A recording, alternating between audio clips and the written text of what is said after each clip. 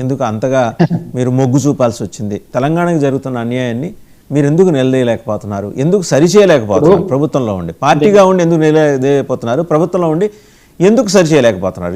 This is what he has asked. నేనేమంటున్నా, గత 2 సంవత్సరాల నుంచి ఎన్నిసార్లు ముఖ్యమంత్రి గారు ప్రధానమంత్రి గారిని కలిసినారు? అన్నిసార్లు ఈ అంశంపై ఏమైనా చర్చకు తీసుకొచ్చినారా?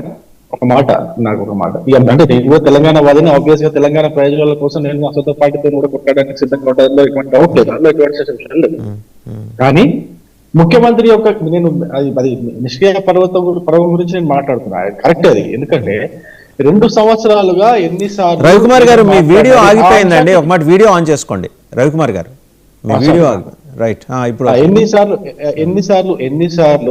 ఎన్నిసార్లు ఈ యొక్క మంత్రివర్గము లేదా ఈ పలానా ఈ నీటిపారుదల మంత్రులు ఉన్నారో వీళ్ళందరూ దాన్ని ఎన్నిసార్లు ఈ అంశాన్ని లేవనెత్తినారు, ఎన్నిసార్లు మాట్లాడినారు, ఎన్నిసార్లు దీని గురించి అది చేసినారో ఒకసారి మనం ఆలోచించుకోవాలి.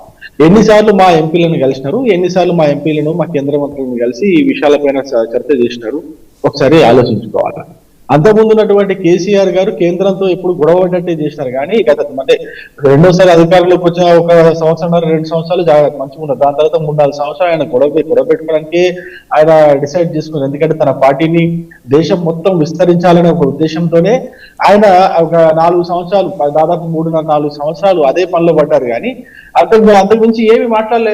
అటుపక్క మహారాష్ట్రతో సఖ్యంగా వెళ్ళడానికి మహారాష్ట్రలో తన క్యాడర్ ని పార్టీని పెంచుకోవడానికి ప్రయత్నం చేసినారు, ఇక్కడ ఆంధ్రలో పెంచుకోవడానికి ప్రయత్నం చేసినారు, అక్కడ పంజాబ్ లో ఏదో రైతులకు అధ్యయనం. అంటే నేను ఏమంటున్నా, ఇది ఇద్దరు ముఖ్యమంత్రులు అంతకుముందు కేసీఆర్ గారు కావచ్చు, ఇప్పుడున్న రేవంత్ రెడ్డి గారు కావచ్చు, కాంగ్రెస్ బీఆర్ఎస్ రెండు కలిసి ఈ రెండు పార్టీలు తీసుకున్న నిర్ణయాల వల్ల జరుగుతుంది తప్ప వీళ్ళు గట్టిగా అడిగితే ఖచ్చితంగా మనకు రావాల్సిన వాటా కోసం మనం కొట్లాడితే 100% మనకి అప్పుడే వచ్చాయి.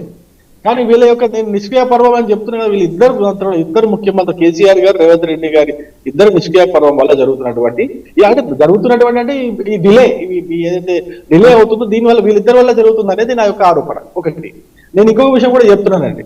ఇప్పుడు బీసీ రిజర్వేషన్ అంశం గురించి మాట్లాడారు ఇంతకుముందు మానవతరాయ్ గారు లేవనెత్తినారు. మరి కేసీఆర్ గారు మాట్లాడతారేమో అనుకున్నాం, కానీ కేసీఆర్ గారు మాట్లాడలేదు, సరిపోయింది. మరి మీ యొక్క పార్లమెంట్ లో నిన్న 3 వారాలు జరిగింది. పార్లమెంట్ 3 వారాలు జరిగినప్పుడు మీ నాయకుడు ఎవరైనా మాట్లాడిండా? రాహుల్ గాంధీ ఎవరైనా మాట్లాడిండా? పార్లమెంట్ ఈ అంశాన్ని ఏమైనా లేవనెత్తిండా? కొన్ని ఆబ్జెక్టివ్ కింద దీన్ని తీసుకొని వచ్చిండా? లేదే. కానీ మీరు కాళ్ళకు పలాయనం చిత్తగించినట్టు మీరు పారిపోయారు కదా, పార్లమెంట్ నుంచి పారిపోయారు. విషయాలపైన అసలు అవగాహన పెంచుకోవడానికన్నా కనీసం చర్చ చేయాలి కదండి. అసలు ఏం చట్టం తీసుకొస్తున్నారు, ఏ చట్టానికి ఏమేమి మార్పులు తీసుకొచ్చారనే విషయం తెలుసుకోవాలన్నా కూడా మీరు ప్రశ్నలు అడగాల. ప్రశ్నలు అడిగితే మంత్రులు, కేంద్ర మంత్రులు ఉంటారు, వాళ్ళు సమాధానాలు చెప్తారు. దాని తర్వాత ఇప్పుడు బీసీ రిజర్వేషన్ అంశం అనేది మీరు రాహుల్ గాంధీ గారు ఇంకా చాలా గొప్పగా ప్రకటించారు. అక్కడ పోయి ఆల్రెడీ తెలంగాణలో బీసీ రిజర్వేషన్లు ఇస్తున్నామని చెప్పేసి పోయి బీహార్ లో ప్రకటించిన వ్యక్తి మరి పార్లమెంట్ లో ప్రస్తావించడం ఎందుకు మాట్లాడలేకపోయినారు? మీ యొక్క ఎంపీలు కూడా ఎందుకు మాట్లాడలేకపోయినారు? అరే ఈ విషయం గురించి మీరు కూడా మాట్లాడలేదు కదా. అంటే బీసీలకు అన్యాయం చేయడానికి మీరు కూడా ఆ ఉద్దేశపూర్వకంగానే మాట్లాడలేదు కదా. తెలంగాణ రాష్ట్రాల్లో బీసీలకు గొంతుకు వేయడానికి కదా మీరు డిసైడ్ చేసుకున్నది. మీరన్నా మాట్లాడింటే మీ యొక్క చిత్తశుద్ధి తెలిసేది కదా.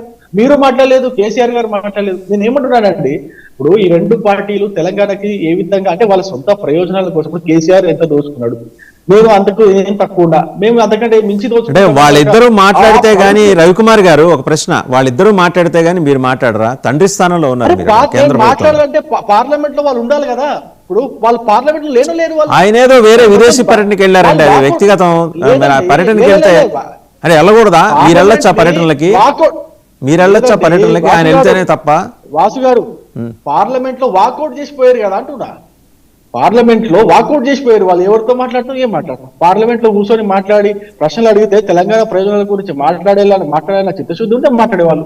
తెలంగాణ ప్రయోజనాల కోసము తెలంగాణలో వీళ్ళు ఇచ్చినటువంటి బీసీల గురించి లేదా రిజర్వేషన్ హామీ ఇచ్చిన దాని గురించి మాట్లాడాలన్న చిత్తశుద్ధి ఉంటే వాళ్ళు పార్లమెంట్ లో కూర్చొని డిస్కషన్ చేసి మోడీ గారు చాలా స్పష్టంగా చెప్పారు, డిస్కస్ చేద్దాం, డిబేట్ చేద్దాం, డిసైడ్ చేద్దాం, డిస్టర్బ్ చేయకండి అని చెప్పేసి మోడీ గారు అంత స్పష్టంగా మాట్లాడిన తర్వాత కూడా కనీస అవగాహన లేకుండా పిచ్చి పిచ్చి ఆరోపణలను చేసేసి పార్లమెంట్ నుంచి వాకౌట్ చేస్తే ఏమంటారు ప్రతిపక్షాన్ని?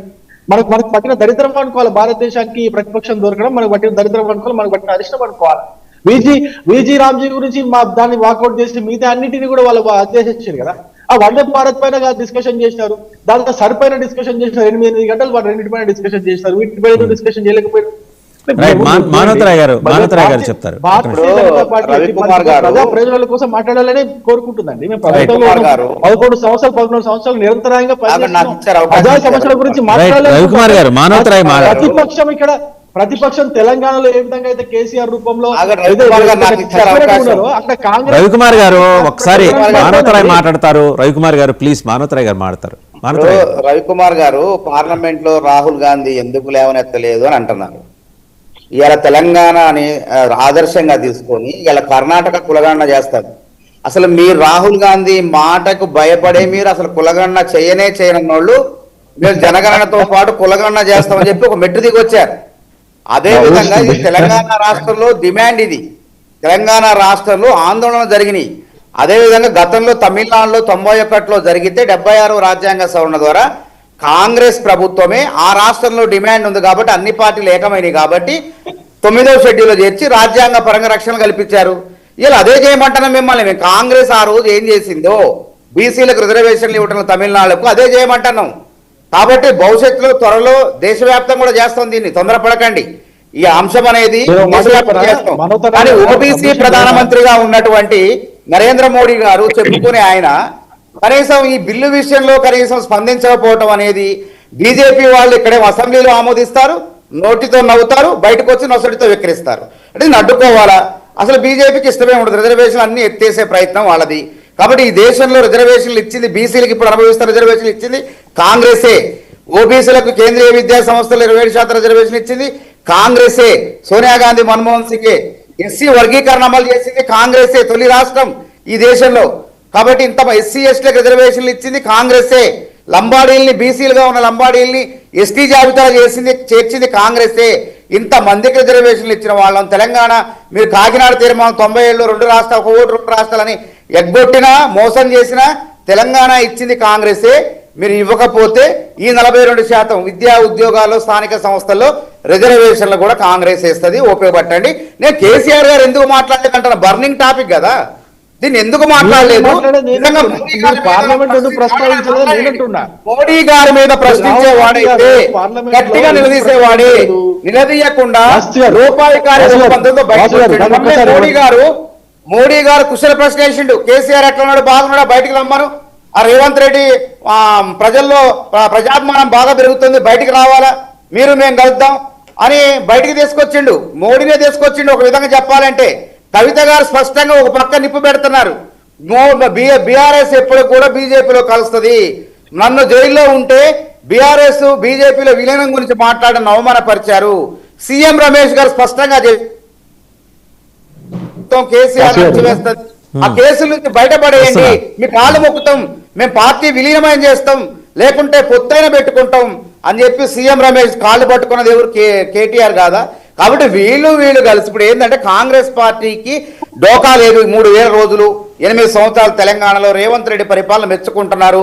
పేదవాడు శ్రీమంతుడు ఒకే అన్నం తింటున్నారు, సన్న బియ్యం, రేషన్ కార్డులు ఇచ్చిన వాళ్ళు అనేది. ఈ విధంగా సర్పంచ్ ఎన్నికల్లో 10 ఏళ్లు ప్రజాపాలనకు ముఖ్యమంత్రి రేవంత్ రెడ్డి పరిపాలనకు దీవెనలు ఇచ్చారు. కాబట్టి ఎక్కడ ఏం కొరత వచ్చింది? కేసీఆర్ గారు అసలు బయటకు వచ్చి ఏం చెప్తాడు అనుకున్నాం. తీరా చూస్తే ఏం లేదు, అసలు కొత్తదనమే లేదు ఆ ప్రసంగంలో. కాబట్టి రాజకీయ పాత చింతకాయ పచ్చడి, అదే తెలంగాణ ఆంధ్ర ఉద్యమం ఆ రోజు ఏ విధంగా ఉందో అదే రెచ్చగొట్టే విధంగా మాట్లాడినట్టు కనపడుతుంది. ఆయన ఉద్యమాలు ఎన్ని మీటింగ్లను పెట్టుకోవడం మంచిదే. ఆ మీటింగ్లు పెట్టిన చోట పాపం ఆయన అప్పనంగా దొబ్బిన 1,00,000 కోట్లు ఉన్నాయి కదా, ఆ 1,00,000 కోట్ల మీటింగ్కి వచ్చే జనానికైనా ఖర్చు పెడతారు, దానికైనా సంబరపడాలి ఆ రోజు మనం. కానీ దానివల్ల ప్రజలు మీటింగ్కి వచ్చినంత మాత్రాన ఆయన ఏదో చెప్తే వింటారు కదా. తెలంగాణ ప్రజలు చాలా విజ్ఞులు. అందుకే కేసీఆర్ని ఎదురులేదనుకున్న కేసీఆర్ని పక్కన పెట్టి రేవంత్ రెడ్డిని నాయకత్వం అప్పచెప్తే ఇవాళ నిజంగా చెప్పాలంటే రేవంత్ రెడ్డి ఏ దుబారా లేకుండా పరగడుపుతో చాలా జాగ్రత్తగా ఎక్కడ కూడా చెప్పాలనుకుంటున్నారు. ఒకసారి మీరు లేవనెత్తిన అంశానికి రవికుమార్ గారు ఏదో చెప్పాలనుకుంటున్నారు ఒకసారి. సరే, ఇప్పుడు రేవంత్ రెడ్డి నాయకత్వాన్ని మీరు ఎంతవరకు అంగీకరించారో అందరికి తెలుసు. కానీ నేను ఇంతకుముందు ఒక మాట చెప్పాను, కులగణన గురించి మాట్లాడుతూ కర్ణాటక కూడా మమ్మల్ని తెలంగాణని ఆదర్శంగా తీసుకుని కులగణన చేస్తుందని చెప్పేసి చెప్తున్నారు. మీరు కులగణన చేసిన విధానం ఒకసారి చూడండి సార్. నిన్న కాక మొన్న ఎల్బీ స్టేడియంలో క్రిస్మస్ వేడుకలు చేస్తారు రేవంత్ రెడ్డి గారు. క్రిస్మస్ వేడుకలు రాష్ట్ర మంత్రులు, ముఖ్యమంత్రి, కార్పొరేషన్ చైర్మన్లు అందరూ పాల్గొంటారు. మరి ఈ క్రిస్టియన్స్ వచ్చేదే బీసీలో కదండి. క్రిస్టియన్స్ ఉండేదే బీసీలో ఓసీలో. మరి కులగణనలో బీసీలో క్రిస్టియన్స్ లేరా? క్రిస్టియన్స్ లెక్క కట్టలేదా? మీరు చేసిన దాన్ని అది కాదండి, మీరు నిజంగానే కులగణన సక్రమంగా చేసి మానవతరాయ్ గారు వినండి, కొంచెం వినండి సార్, కొంచెం వినండి. నేను ఏమంటున్నా, కులగణన మీరు ఆదర్శంగా వేరే రాష్ట్రాలు మీరు చేసినటువంటి కులగణని ఆదర్శంగా తీసుకునేంత బాగా చేసి ఉండింటే తెలంగాణ రాష్ట్రంలో అసలు క్రిస్టియన్స్ లేరు. ఇక రేపు పొద్దున కర్ణాటకలో కూడా క్రిస్టియన్స్ దాన్ని క్రిస్టియన్ అది ఆదర్శంగా తీసుకోవాలా? మీరు చేసినటువంటి కులగణని ఆదర్శంగా తీసుకోవాలి. ఏం నవ్విపోతారండి, నవ్విపోతారండి. చేసినటువంటి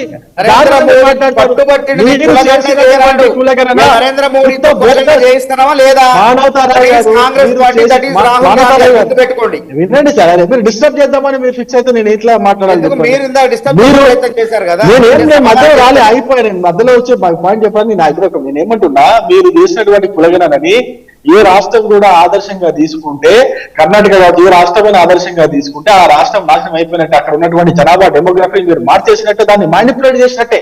దాన్ని మ్యానిపులేట్ దాన్ని మీరు ఎట్లా ఆదర్శంగా తీసుకోవాలంటారు? ఇంకో పాయింట్ కూడా చెప్తున్నా, మీరు కేవలము ఏదో నామకే వాస్తే కులగణన చేసిరు కానీ దానికి డబ్బులు ఖర్చు చేసిరు కానీ ఒక్కటన్నా మీరు కులగణనలో కరెక్ట్ గా ఉందా? హిందూ బీసీ కులాల జనాభా కరెక్ట్ గా ఉందా? ముస్లిం బీసీ కులాల జనాభా కరెక్ట్ గా ఉందా? అరే పోనీ ఈ క్రిస్టియన్ బీసీ కులాల జనాభా లేదా అండి? నాకు అర్థం కాదు. ఎంత దారుణం అండి. ఏం మాట్లాడతారు మరి? మీ యొక్క క్రిస్టియన్స్ ఉన్నారని చెప్పేసి ముఖ్యమంత్రి గారు ఇప్పుడు మరి ఎల్బీ స్టేడియం లో పెద్ద మీటింగ్ పెట్టింది కదా, క్రిస్మస్ వేడుకలు చేసింది కదా. వాళ్ళంతా క్రిస్టియన్స్ కాదా?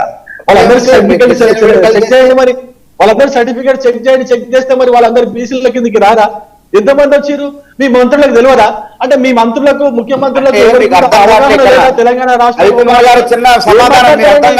ఏం మాట్లాడతారండి? దాన్ని ఆదర్శంగా ఎట్లా తీసుకుంటారు? దాని ప్రకారంగా అది ఇంకా క్రైస్తవులే కాదు, ఇది తెలుసుకోండి. మీరు క్రైస్తవులు అంటే ఎస్సీలే కాదు, క్రైస్తవులు ఎస్సీలు కావాలంటే వాళ్ళు మతం మారితే బీసీసీ అవుతారు వాళ్ళు. అయితే మిగతా వర్ణాల వాళ్ళు క్రైస్తవులుగా ఉంటారు. ఏ వర్ణాల వాళ్ళైనా ఓసీలుగానే ఉంటారు. క్రైస్తవులు అంటే అందరూ బీసీలు ఉన్నారు, ఎస్సీలు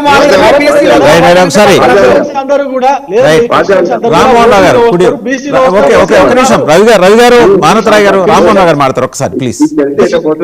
చర్చ పోతుంది కానీ నేను దీనిలో ఒక ప్రశ్న పెడతాను. రవికుమార్ గారు నేను చెప్తున్నాను. రామ్మోహన్ గారు ప్లీజ్ కంక్లూడ్, టైం కూడా అయిపోయింది ప్లీజ్. ఈ బీసీల దానిలో సమస్య ఏంటంటే, ఇప్పుడు బీసీలు అన్ని కులాలు ఉన్నారు కదా. గతంలో కూడా వీళ్ళు కులగణన చేయకముందు కూడా దూదేకులు, పాకీళ్ళు వాళ్ళందరూ బీసీలకు వచ్చింది కదా. గతంలో కులగణన చేసినప్పుడు కూడా సమగ్ర సర్వే కేసీఆర్ చేసినప్పుడు కూడా మొత్తం కలిసి చేశారు. అంతకుముందు 50 సర్వేలో కూడా మనం చూసుకుంటే 51% బీసీలు ఉన్నారని తేలింది పాతది. ఇప్పుడు 56% అయ్యారు. ముస్లిం బీసీలు వేరు చేసినప్పుడు క్రిస్టియన్ బీసీలు కూడా వేరే చూపించాలి కదా రవికుమార్ గారు అడుగుతున్నారు. అది కావాలి కదా. ఇప్పుడు క్రిస్టియన్ అందరు బీసీలు కాదు, క్రిస్టియన్లో ఒరిజినల్ క్రిస్టియన్స్ ఉన్నారు. ఎవరైతే ఎస్సీ నుంచి అందరికి మారారో చాలా మంది మారారు క్రిస్టియన్లకు. అటువంటిప్పుడు ఆటోమేటిక్ వాళ్ళు బీసీలు అవుతారు కదా.